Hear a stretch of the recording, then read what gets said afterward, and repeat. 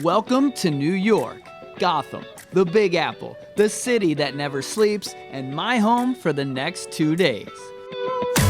From Coney Island to Staten Island, from the air to the underground, I'm about to get out my bucket list for New York City. From DC, I took the fancy first-class Amtrak and Cellar train into NYC. I just arrived and I'm ready to try some new New York things. On this trip, we are visiting iconic places and special spaces with the best food, drinks, and fun in the city. We'll hit up the tourist spots and we'll give you a few NYC secrets. Join me for the ultimate NYC adventure. The first thing I did stepping into the city was not check into the hotel, but head to find the perfect slice.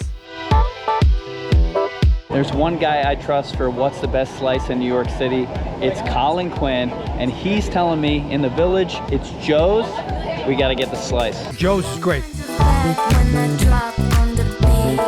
Oh yeah, we got our slices from Joe's, baby. We got that crispy New York slice right here. Oh, that's hot. You got that charred crust. You got that crispy, thin slice. Joe's has been serving their famous pizza since 1975. Cheesy, it's breezy, it's easy, delicious. New York, baby! After Joe's, I stopped at the trendy Katana Kitten for popcorn chicken and high-end cocktails. My man Armando, the mixologist, was serving up the fire and the fun. The perfect welcome to New York City. But the next thing is the main reason I came to the city in the first place. Long line waiting out here for Dave Attell. You ever black out, or as I call it, time travel? You ever do that? That's right, I saw Dave Attell at the Comedy Cellar in New York City. A great end to a fun first night. All right, we've got our hotel room. They've given us this little key. That was a crazy first day of adventure. And we're not even close to finished. It's hot outside, dude. It's hot. All right, we gotta go and get some breakfast. This is what it sounds like on every block. They have these gigantic bike stations all over the place, and no bikes are missing.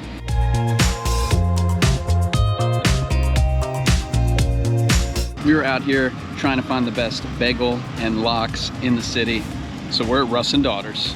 Known for their smoked fish and Nova Lox breakfast, this 100-plus-year-old Lower East Side spot was one of Anthony Bourdain's 13 places to eat before you die. So I grabbed a number and watched as they sliced up my breakfast masterpiece. Here it is, the famous Russ and Daughters bagel, cream cheese, Nova Lox. It looks insane. All right, what are we waiting for? Let's take a bite.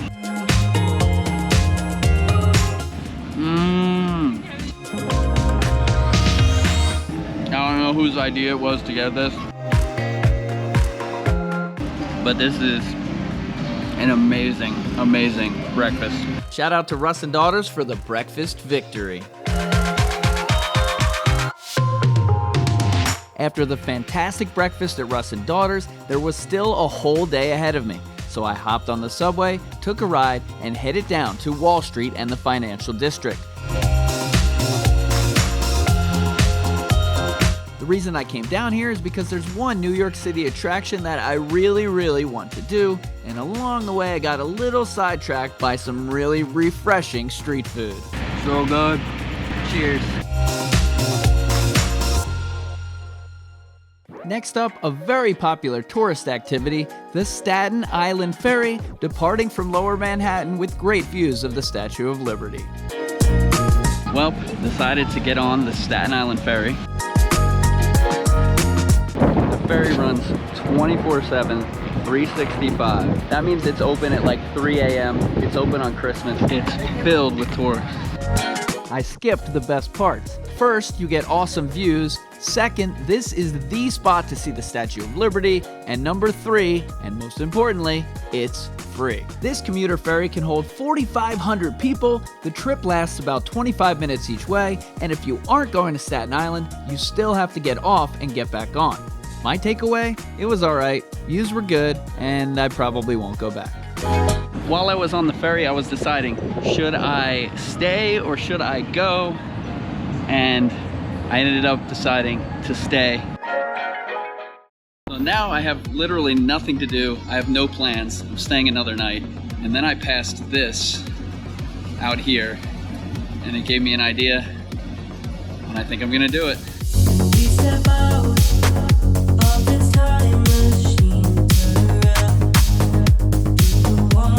After an hour on the subway, I finally reached my destination.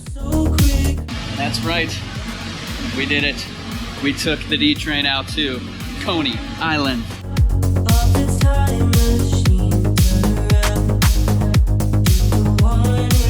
You know we had to do it. Nathan's. Well, we've done it.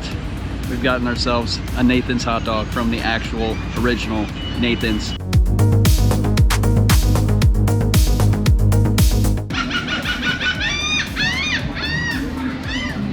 We got this thing just so plain because I didn't want it to get all messy. Let's eat it before the seagulls get us.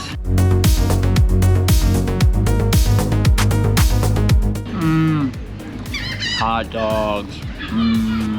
You know Nathan's from the hot dog eating contest, and it's been on Coney Island for over 100 years.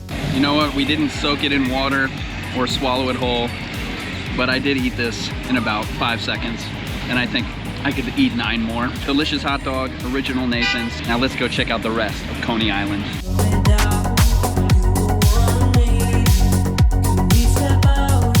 From the 100-year-old Cyclone to the newer rides in the park, you gotta get on a ride if you're going to Coney Island. You see that inner layer where the wheels go around and it like tilts back and forth? That's crazy. I have a real fear of heights, so going on a 100-year-old Ferris wheel on the windiest day ever probably wasn't the best idea.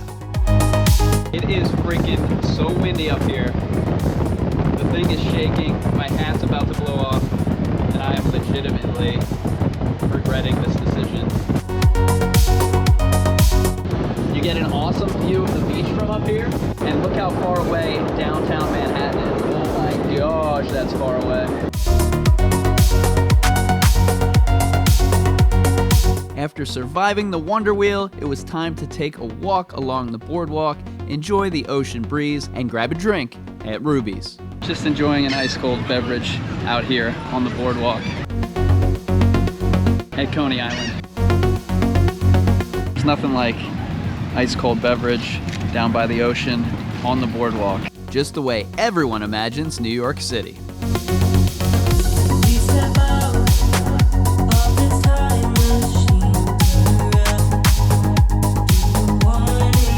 Unfortunately, I wasn't prepared to go in the water, but it was so awesome to just put my feet in the sand and enjoy the sound of the waves. When I was deciding where I was gonna go on this trip, I was thinking Florida, I was thinking Key West, ended up in New York, and somehow also still ended up at the beach. After a long day, there's still time for a night out, and tonight, we're in the neighborhood of Seaport. Shake that devil and lose control. All right, I need to pick something up at this bodega here. Gonna tap that rhythm, feel the flow. Gonna shake that devil and lose control. Said stop, try to smile, gonna hit that vibe for the body. Something seems a little weird here, because I hear some noise in the back. Stop, try to smile, gonna hit that vibe for the body and soul. Gonna tap that rhythm, feel the flow. Gonna shake that devil and lose control. This is a really cool speakeasy back here in the back of the bodega. Drinks here are $20 each, and it is so dark in here. I'm starving, so let's go get some food. So we've come to the darkest steakhouse in the world. Garlic bread amazing, oysters salty, and the best filet I've ever had in my life. Final stop, the Brooklyn Bridge at night.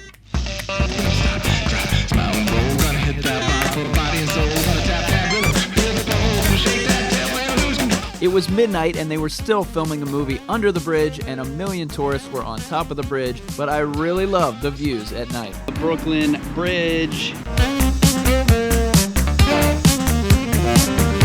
What an awesome way to end this long, long day in New York. I will see all of y'all in the morning. Stop. I know it's only like 9 in the morning, but I think that's the perfect time to come here to get a $30 giant pastrami sandwich. Katz's has been serving the community since 1888, and it's the only deli I've been to with a bouncer at the door. He holds your key to everything, the golden ticket. On busy days, this place will have a line out the door and down the street, so come at times like this and you'll get right in. Can I do a pastrami on rye and mustard? It's tradition for the guys to give you a sample, and I enjoyed it as they sliced and served. The guy was slicing and stacking until this monstrosity ended up on my plate. Here it is, the massive pastrami on rye with mustard. Oh my gosh, look at the size. It's a mound of meat not for the faint of heart, and it might keep you full for days. There's so much meat. Now I see why this is an NYC tourist and local tradition. This is where that Harry Met Sally scene was filmed. I'll have what she's having. Every bite I take, little treats fall off the bread, and I get to eat them by themselves. Now that's what I call a New York sandwich. This is your golden ticket. You pick up this ticket at the door. Every time you get something, they fill out the ticket. When you leave, you need a ticket to leave, and you pay for it. So if you come in, get a ticket, and you don't order something, you're supposed to return the ticket anyway. Don't forget it, don't lose it. It might be covered in grease from the sandwich, but we can go pay now. All right, y'all, we did it. New York, Katz Deli, boom. Well, we did it, guys. We New Yorked. Well, we've done the Staten Island Ferry, but there's one more interesting New York commuter option that we want to take. So we're about to go up there. It's the Roosevelt Island Tram, and it takes you alongside the Queensboro Bridge and down to a really cool island in the middle of the East River. And it's the same price, card, and process as the subway. Super crowded. It was midday of a weekday and the thing was still packed with tourists, but it isn't terrible because the ride is only 5 minutes long, plus you get some great views of the river, the bridge, and the city along the way. That was short, hot, crowded, but pretty awesome. So here we are, Roosevelt Island. I think there's some things to do down here, but the main thing we're just gonna do, go right over here to the water, get some shots back across into the city. I came down for some of the skyline views, and if I had more time, I probably would have taken a city bike and explored the island. Keep in mind, it is up to 15 minutes between trams, and at the end of the ride, you have to exit, go around, and repay to get back to Manhattan. All right, we did another New York thing. The train was arriving soon, but I still had one last chance to walk around and take in all the sights and sounds of New York City.